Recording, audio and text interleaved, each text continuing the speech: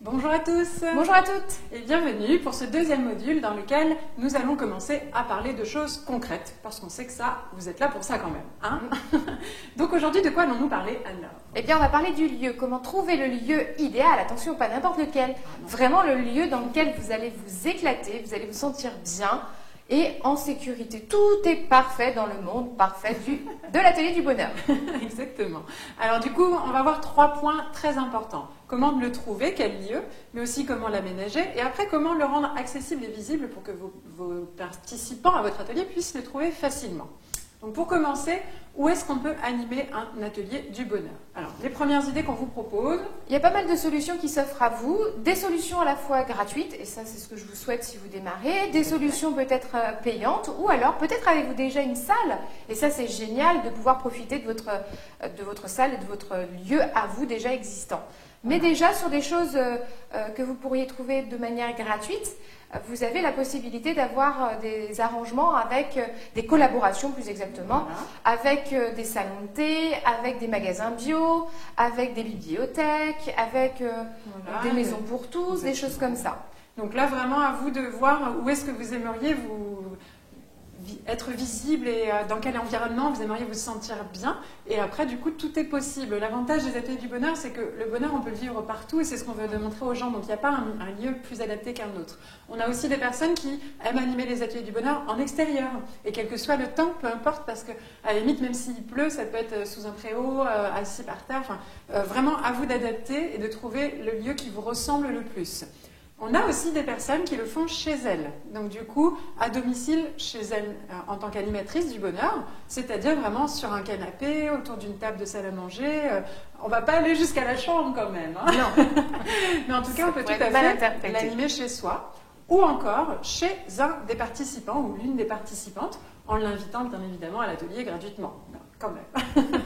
Donc du coup, voilà, ça peut être à domicile chez soi, chez l'autre, dans des lieux plus professionnels. Hein. Il y a des lieux aussi qui louent des salles. Là, si vous voulez mettre un petit investissement sur 3 heures, vous pouvez trouver des budgets quand même assez raisonnables. Renseignez-vous dans tous les établissements de bien-être, tous les spas, les centres de formation. Mais cherchez aussi tout simplement sur Internet. Des fois, il y a des salles là où on ne le soupçonne pas. Tu parlais tout à l'heure des bibliothèques, mais par exemple, je sais qu'à Lille, il y a une petite bibliothèque un peu de développement personnel, et au-dessus de la bibliothèque, ils ont une salle de formation. Mais tant qu'on ne le sait pas, ça ne se voit pas. Donc cherchez sur Internet, petite salle, ou salle d'atelier, salle de cours, salle de formation, vous devriez pouvoir trouver quelque chose. Il y en a partout. Et n'hésitez pas non plus à en parler, parce que là, vous allez faire 2 actions. La première, c'est que vous allez communiquer sans communiquer sur votre activité. Exactement. Et en plus, vous allez pouvoir avoir aussi le réseau qui va se construire et les gens vont vous dire « Ah bah tiens, si, moi j'ai vu une salle justement au-dessus d'une bibliothèque. » Peut-être que telle association pourrait vous mettre à disposition une salle, en contrepartie, vous donner des flyers pour leur événement, etc. Les mairies aussi peuvent parfois mettre à disposition des salles pour faire vivre les lieux, etc. Tous les trucs coopératifs, voilà, n'hésitez pas, il y a les coworking, plein d'autres thèmes comme ça, donc vraiment, faites la démarche, ouvrez-vous l'esprit, ne pensez pas juste je vais louer une salle, mais voyez, il y a plein d'options. Et venez partager surtout vos expériences et vos découvertes à vous, parce que c'est aussi dans le partage que vous allez pouvoir apprendre. Voilà, c'est vraiment, on peut s'inspirer les uns des autres de ce qu'on fait. Nous, personnellement, on a déjà animé au sein de la maison de bien-être, mais aussi en extérieur, à la plage. On a la chance d'avoir un beau cadre avec des belles journées. Donc du coup, voilà, il y a plein de... Mais même en ligne, on l'a même fait sur Internet. Sur Internet, donc, dans des parcs. Possible, dans un parc public. À vous de trouver votre lieu, c'est important. Une fois que vous l'avez trouvé, il va falloir l'aménager. À quoi faut-il penser pour aménager son espace? Alors là, ce dont vous devez vous souvenir, c'est qu'il faut penser aux 5 sens. Donc là, arriver en regardant déjà le visuel. Est-ce que c'est joli à regarder? Est-ce que c'est des belles couleurs? Voilà, le côté visuel va être important. Des petites décos, c'est facile, avec des petites cartes postales, des dessins, des post-it, des machins. Enfin, c'est facile pour faire une petite déco visuelle, même dans un endroit où au départ il n'y a rien. Le rendre un petit peu, un peu fun, joli. À votre image. Donc le visuel, ensuite. On a l'odeur, pensez-y, c'est important. Si vous arrivez dans un endroit et puis que ça sent un peu l'humidité, parce que ça peut arriver parfois, c'est pas super agréable. Donc pensez à toujours venir avec un petit diffuseur d'odeur, des petites huiles essentielles ou des petites eaux de parfum. Pensez à amener quelque chose qui amène une odeur. Sans en mettre de façon excessive, parce qu'il y a toujours des personnes qui vont être dérangées par trop d'odeur. Donc c'est vraiment de façon très subtile. Donc ensuite, on va avoir tout ce qui est auditif. Donc l'environnement, on va dire sonore plus globalement, parce qu'il y a les sons que vous allez apporter, peut-être des petites musiques de fond ou autre, mais si vous êtes dans un lieu public par exemple, il y a tout le bruit autour. Si vous êtes dans un lieu collaboratif, il peut y avoir du bruit autour. L'intégrer, le prendre en compte et faire en sorte que ça soit le plus agréable possible pour le groupe en présence, en l'annonçant au groupe si jamais il y avait des difficultés. Sachez que quand même, on peut tout à fait faire un atelier du bonheur au milieu de plein d'autres personnes, parce qu'on est tellement dans une bulle qu'on oublie complètement les gens autour au bout d'un moment. Donc, mais mettez-vous le plus confortable pour vous au départ, en pensant au meilleur confort possible pour vos participants, évidemment. Et là encore, la musique, essayez de trouver quelque chose d'assez général, parce que vous avez des personnes différentes qui vont venir. Donc, si vous voulez mettre quelque chose de très énergisant, parce que nous, on aime bien, par exemple, il faut faire attention, parce qu'il y en a, ils se sentent agressés. Et à la fois, si vous mettez quelque chose de très, très zen, il y en a qui peuvent se sentir, oulala, attention, on arrive. Donc, essayez toujours de trouver quelque chose qui vous ressemble et en même temps qui reste assez général. Accessible à tous. En tout cas, ne pas insister trop dessus tout le long de l'atelier si vous sentez que l'un ou l'autre est mal à l'aise. Tout à fait. Alors, tu parlais de confort, pardon, oui, tout à l'heure. Oui. Et effectivement, le confort va être essentiel. Attention, vous voulez faire un atelier du bonheur sur des coussins par terre, waouh, c'est chouette. Oui, c'est beau, ça peut être sympa, ça va donner un cachet. Mais pensez que vous pouvez aussi accueillir des personnes qui vont être en mobilité réduite.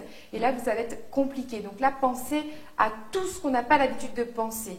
Donc prévoir des chaises confortables, pas qui au bout de 5 minutes on a mal au dos ou des choses comme ça, parce qu'on a eu le cas aussi. Hein.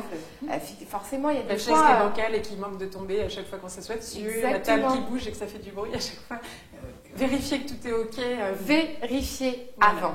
Toujours appeler le lieu pour savoir ce qui est à notre disposition. Oui. Et en fonction de ça, prévoyez ce que vous pouvez amener pour rendre la chose beaucoup plus confortable. Et là, encore une fois, un petit coussin, une petite nappe pour faire joli. Enfin, vous pouvez ramener des petits accessoires pas très chers, même de chez vous. C'est ça qui est bien, c'est qu'on a tous chez nous des choses qui peuvent servir pour agrémenter vraiment un atelier du bonheur. Il nous reste le gustatif, c'est quand même important aussi parce que pendant 3 heures, les gens vont forcément à un moment donné avoir au moins soif. Si ce n'est faim, mais au moins soif. Donc, alors là, on va vous apporter une autre de nos valeurs.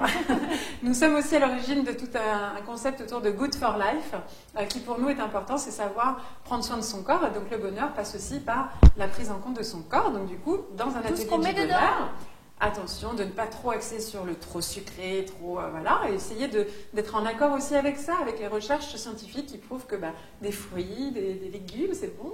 D'autant qu'attention, parce que si vous leur donnez des petits gâteaux au chocolat qui sont juste trop beaux et trop bons dans l'idée, non seulement ça colle au doigt, mais en plus vous allez les endormir, ces pauvres gens. Oui, parce que le sucre va les endormir. Le pic de sucre va les activer quelques minutes et après, chute détention. Donc pensez plus à des fruits secs, ça passe très très bien, des amandes, des noisettes, des choses comme ça. De l'eau citronnée, ça c'est l'idéal.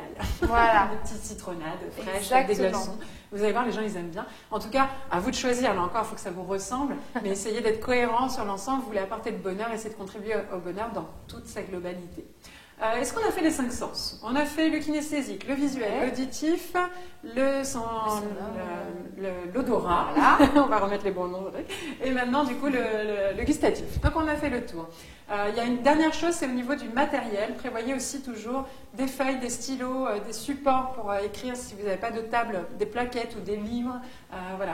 Réfléchissez aux accessoires dont vous allez avoir besoin pour vos ateliers. Mais en tout cas, tout ça aussi, c'est à préparer dans votre salle à l'avance. Vous allez essayer de mettre en valeur. Alors aussi, imaginons que vous avez envie de mettre dans une des séquences une méditation, une relaxation. Parce que oui, scientifiquement, il y a des études qui ont prouvé que ça participait au bonheur. Ok, par contre, pensez-y, amenez soit des plaids parce que vous avez ça, parce que vous avez l'habitude d'en faire, ou alors prévenez par mail tous vos participants de venir avec un petit plaid ou une petite laine pour ne pas avoir froid pendant ce moment-là, c'est important. Ça, c'est un des moyens, effectivement, pour éviter d'investir beaucoup, que de demander aux participants de venir avec un stylo et un papier, par exemple, au lieu de vous-même les fournir. Tout est possible en fonction de qui vous êtes, de vos moyens, de votre personnalité, de votre univers et de ce que vous avez envie de transmettre dans cet atelier du bonheur. Le bonheur n'a pas une seule clé, donc c'est à vous de transmettre les vôtres dans cet espace-là. Donc du coup, la dernière chose, c'est comment rendre accessible votre lieu à vos participants. Et ça aussi, c'est essentiel. Parce que combien de fois on a des personnes qui viennent à un rendez-vous et qui disent « Ah, j'ai pas trouvé, excusez-moi, je suis en retard, mais j'ai cherché, j'ai pas su où c'était, etc. » Donc ça commence déjà avant. Donc là, déjà, avant, ça va être par mail ou par téléphone, suivant les contacts, comment vous allez les établir. Mais le mieux quand même, c'est d'envoyer par mail la confirmation de l'inscription au rendez-vous avec l'adresse, avec 2 voire 3, non pas trop, 2 points qui sont vraiment connus, des repères à côté. Alors nous par exemple, on a souvent fait nos ateliers dans la maison du bien-être de Montpellier. Voilà. Du coup on avait tendance à dire, alors la maison du bien-être de Montpellier, elle se situe dans le quartier Montpellier Village, pas très loin du stade de rugby Yves du Manoir, qui est quand même un lieu assez connu, ou les cuisines centrales de Montpellier, parce que tous les parents connaissent ce lieu. Voilà, donc vraiment 2 éléments cruciaux qui vont amener l'idée de là où ça se trouve déjà.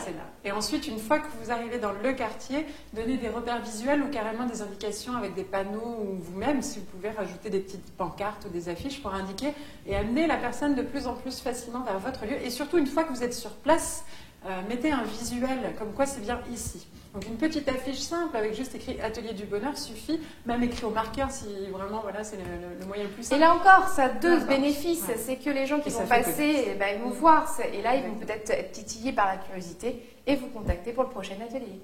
Voilà, donc trouver son lieu, c'est la première chose essentielle et c'est pour ça qu'on commence par là, parce qu'une fois que vous aurez votre lieu, vous pourrez commencer à créer votre contenu. C'est ce dont nous allons parler dans la prochaine séquence. Mais avant, du coup, on vous pose la question du jour. Alors vous, là comme ça, spontanément, si vous deviez faire dans un lieu particulier qui vous ressemble, idéalement, ce serait quoi votre lieu d'atelier du bonheur en ce moment? Ça peut changer dans le temps, hein, et c'est ça qui est chouette, c'est qu'on peut adapter en fonction de qui on est. Alors, 1 minute. Alors, un atelier du bonheur en ce moment, ça serait un atelier du bonheur. Alors pour moi, vraiment, si je vais dans le moi toute seule, parce que je sais qu'à 2, là c'est vraiment moi. Oui, là on est ce serait dans un Starbucks où il y a une petite salle un peu privative pour pouvoir prendre son latte soja, voilà, autour parce que c'est une ambiance chaleureuse dans un Starbucks et que j'aime bien ça, sans vouloir faire de publicité. Et moi, pour ma part, là, ce qui me vient, c'est vraiment sur la plage, au soleil, vraiment, soit carrément au petit matin, où on peut être au calme, etc., ou en fin de journée, voilà, où on est vraiment avec des lumières et du calme et tout ça. Et donc, du coup, partager cet univers-là sur des serviettes, même des coussins, un truc quand même confortable, mais à la plage, au soleil et dans une ambiance calme. Voilà ce qui me viendrait en ce moment. Et vous, c'est la question du jour. Voilà, donc on se retrouve dans la prochaine vidéo pour la suite, et cette fois, nous allons parler de contenu. Donc, à la prochaine vidéo. À très vite.